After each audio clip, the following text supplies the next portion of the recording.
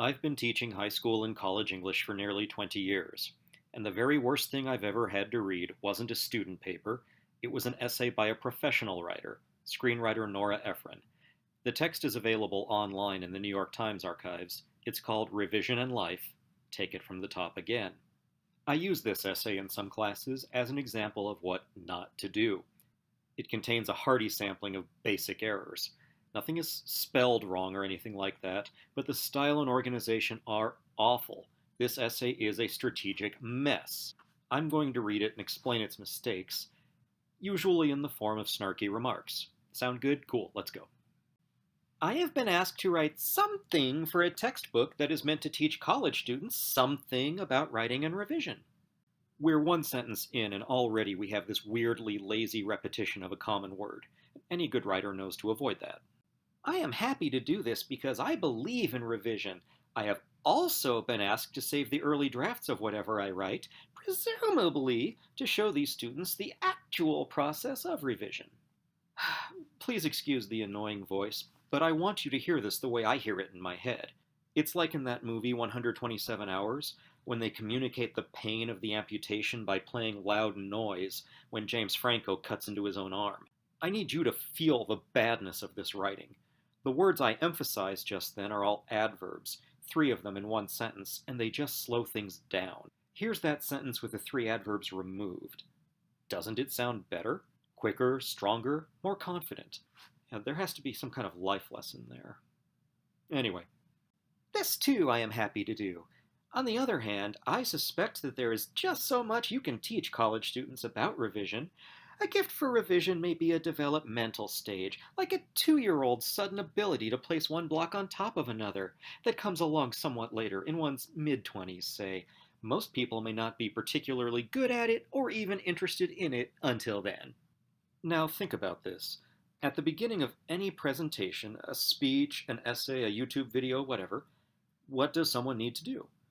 They need to establish their ethos, which includes their authority on the subject, and they need to bond with the audience and make them comfortable. Any good English class will teach you to always keep your audience in mind and to craft your work specifically for them. But look at what Ephron just did here. She literally came out and insulted her own audience, saying that young writers, the very people to whom she is writing, aren't mature enough to develop the skills she's teaching. Do you see what she compared them to? Why would anyone listen to her after that? Wouldn't it be a waste of time for both sides? Folks, build a positive relationship with your audience. Do not do whatever this is. When I was in college, I revised nothing. I wrote out my papers in longhand, typed them up, and turned them in. It would never have crossed my mind that what I had produced was only a first draft, and that I had more work to do. The idea was to get to the end, and once you had got to the end, you were finished. The same thinking, I might add, applied in life. The 2 clauses in italics are redundant. They merely restate what's immediately before them. They're speed bumps that only interrupt the flow of the phrases and prevent this essay from ever achieving any real energy. The adverb overload earlier did the same thing. Also notice the end of this section. She's trying to force a metaphor between writing and living. Indeed, the title of the essay says that much. It may seem like a shallow and obvious comparison, and yet, no matter how much she tries to stress the connection, it never feels organic.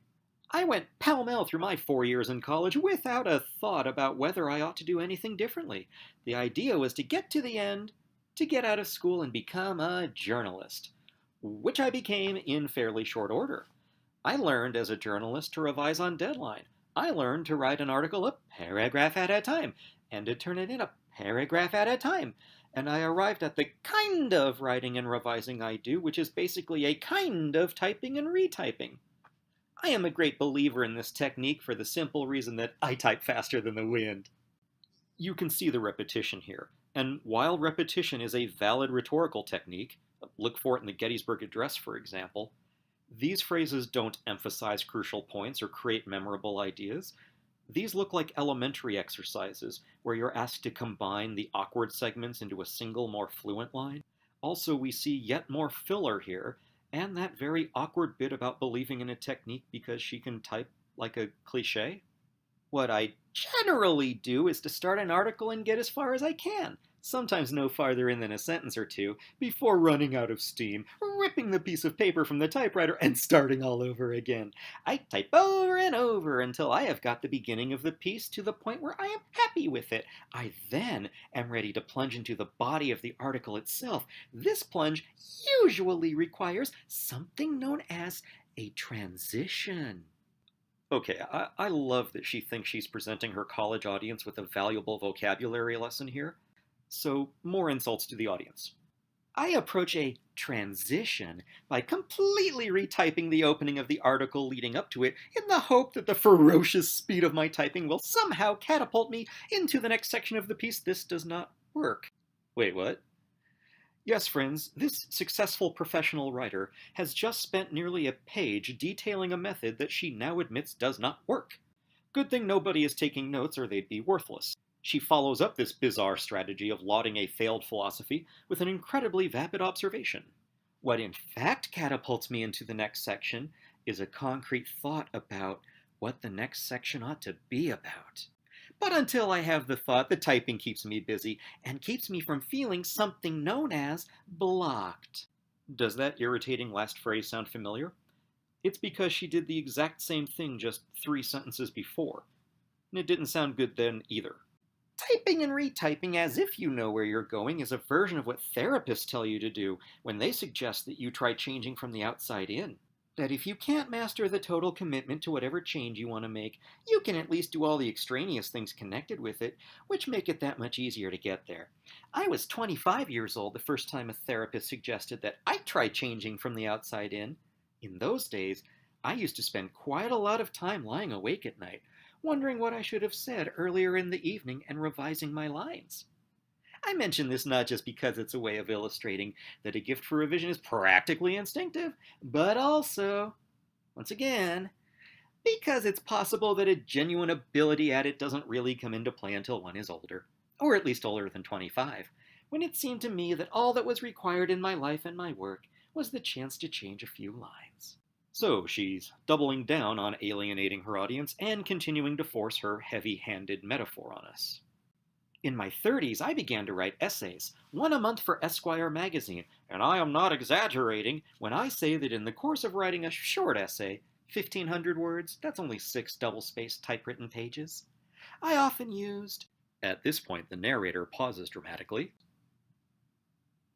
300 or 400 pieces of typing paper. So often did I type and retype and catapult and recatapult myself, sometimes on each retyping moving not even a sentence farther from the spot I had reached the last time through.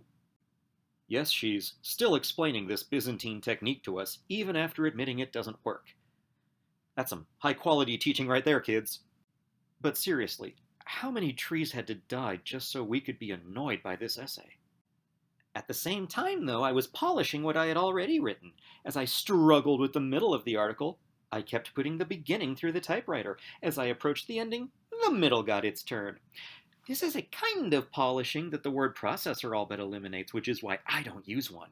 Word processors make it possible for a writer to change the sentences that clearly need changing without having to retype the rest. But I believe that you can't always tell whether a sentence needs work until it rises up in revolt against your fingers as you retype it.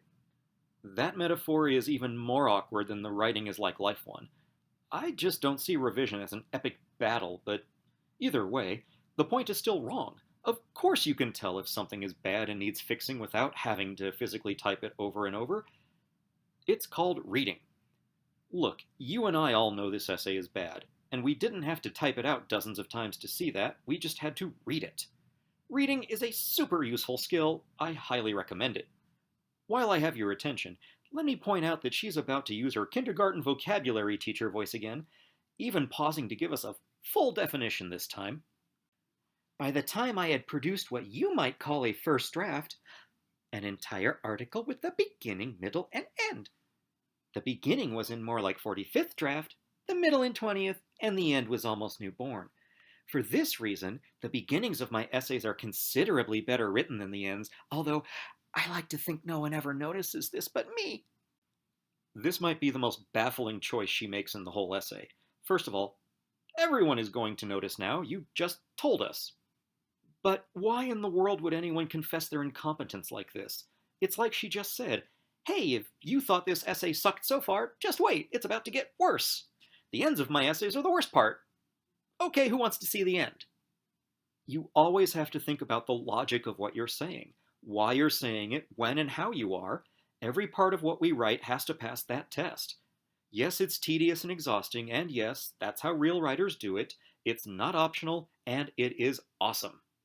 As I learned the essay form, writing became harder for me. I was finding a personal style, a voice, if you will, a way of writing that looked chatty and informal. That's one reason why this essay is so bad.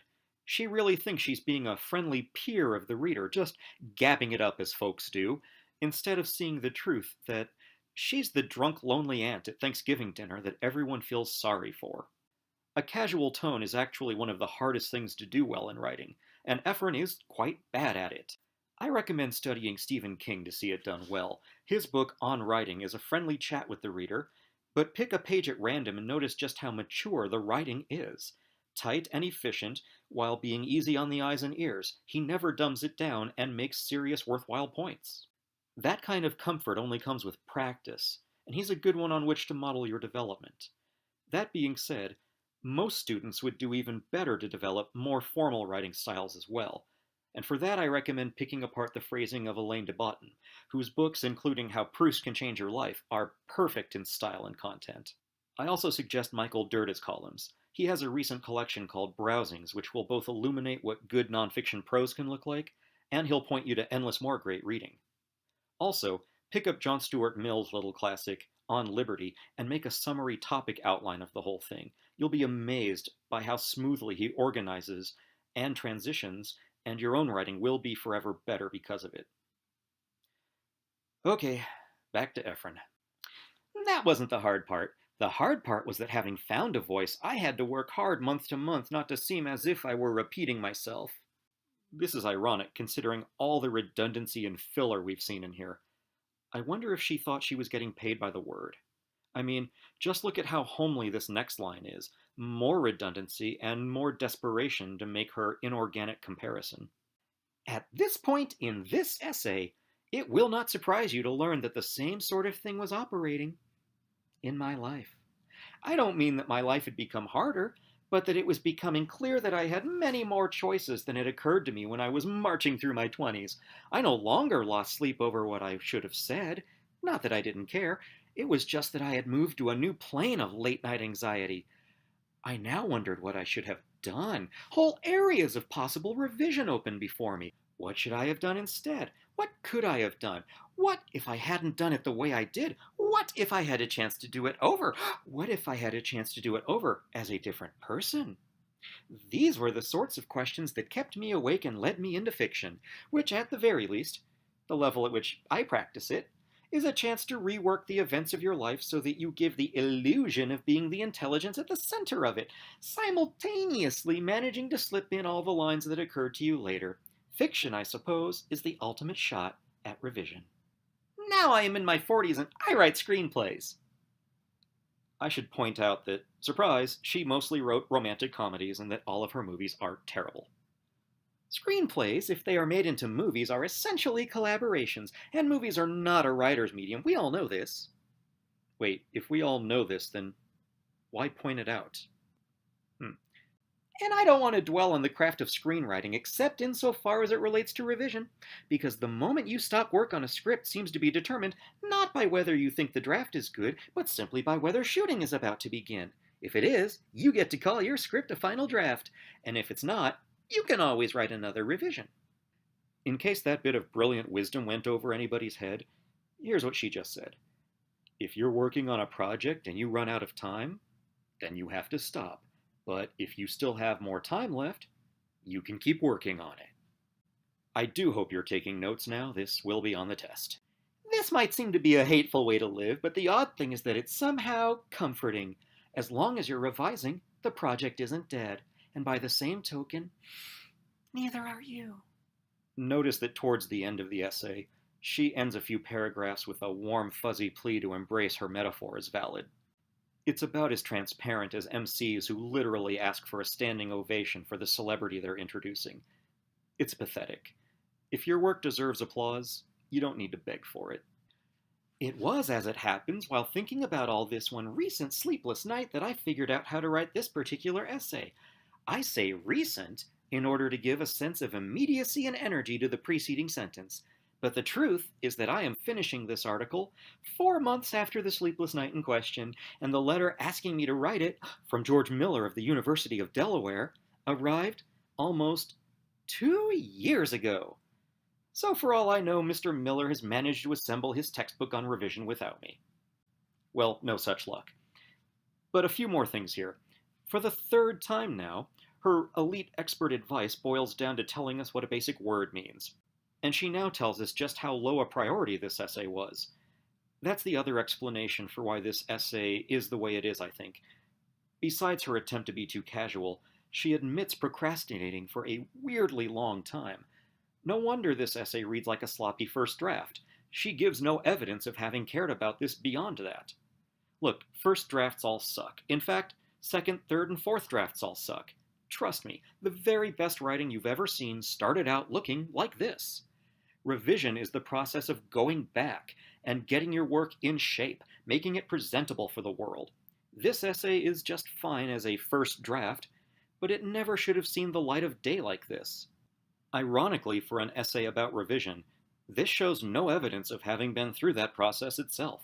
If you're going to publish something, care enough about it and about your readers to clean it up as best you can first.